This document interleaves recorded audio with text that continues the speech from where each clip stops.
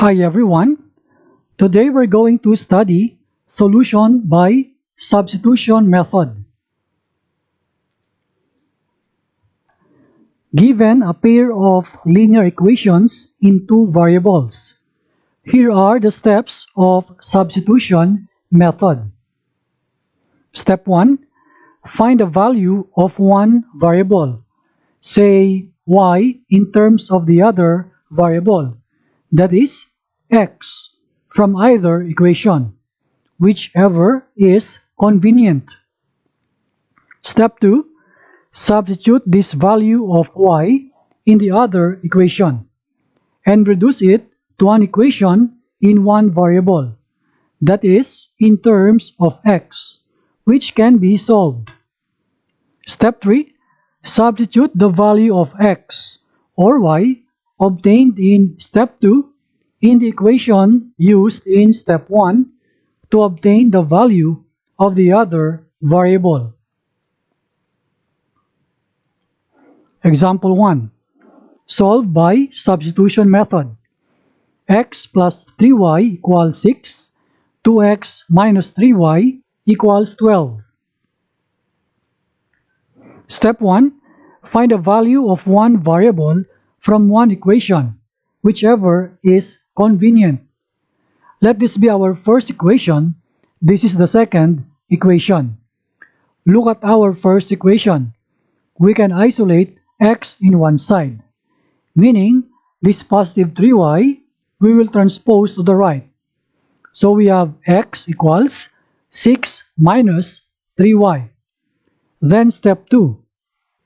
Substitute this value of x in terms of y in the other equation, meaning in equation 2, and reduce it to an equation in one variable. Our equation 2 is 2x minus 3y equals 12.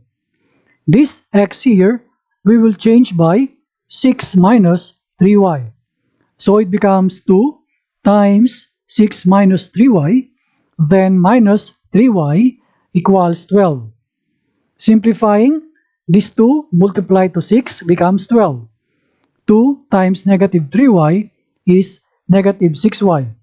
Then we copy this negative 3y equals 12. We combine this negative 6y and negative 3y. Also, the 12 here we will transpose to the right. So we have negative 9y equals 12 minus 12. The right side becomes 0. We solve for y. We divide this equation by negative 9. So the value of y equals 0. This is the value of our y. Then we go to step 3. Substitute the value of y, which is 0, obtained in step 2, in the equation used in step 1 to obtain the value of x. So our equation 1 is x plus 3y equals 6. We substitute the value y as 0 in here. So equation 1 becomes x plus 3 times 0 equals 6. 3 times 0 is simply 0. So the value of x is 6. This is the value of x.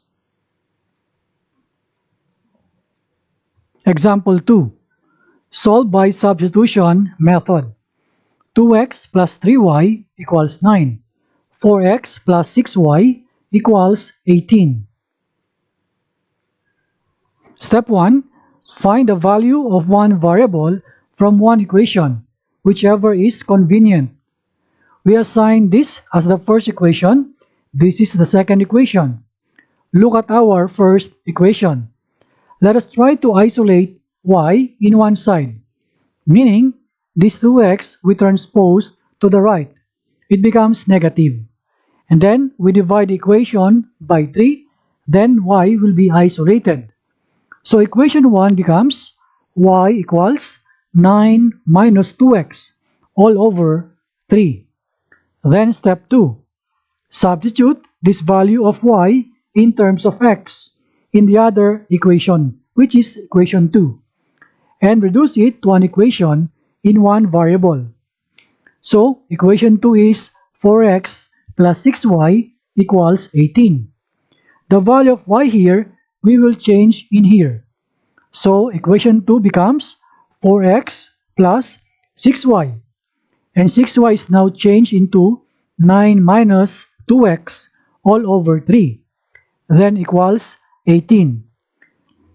The denominator 3 here can be cancelled out with the number 6. So it becomes 2. Then we multiply this 2 to the 9 and to the negative 2x. So we have 18 minus 4x. We copy this 4x down here and then equals 18.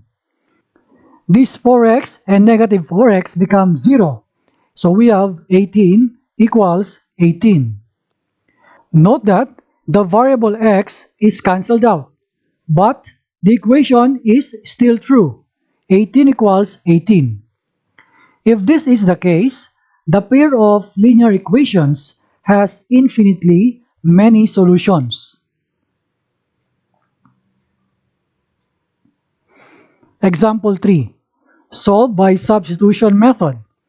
X plus 2y minus 4 equals 0. 2x plus 4y minus 12 equals 0. Step 1. Find the value of one variable from one equation, whichever is convenient. This is our equation 1. This is the equation 2. Look at equation 1. We can isolate x and we can express this in terms of y, meaning this 2y and negative 4 we transpose to the right. So x equals 4 minus 2y. Then step 2. Substitute this value of x in terms of y in the other equation and reduce it to an equation in one variable. Our equation 2 is 2x plus 4y minus 12 equals 0. The value of x we will put here as 4 minus 2y. So equation 2 becomes 2 times the quantity 4 minus 2y. Then we copy plus 4y minus 12 equals 0. We simplify further. 2 times 4 is 8. 2 times negative 2y is negative 4y. Then plus 4y negative 12 equals 0. We simplify negative 4y plus 4y becomes 0. 8 minus 12 is negative 4 equals the right side value 0. Note that the variable y is cancelled out, but the equation is false. We see here negative 4 equals 0 is false. If this is the case, the pair of linear equations has no solution.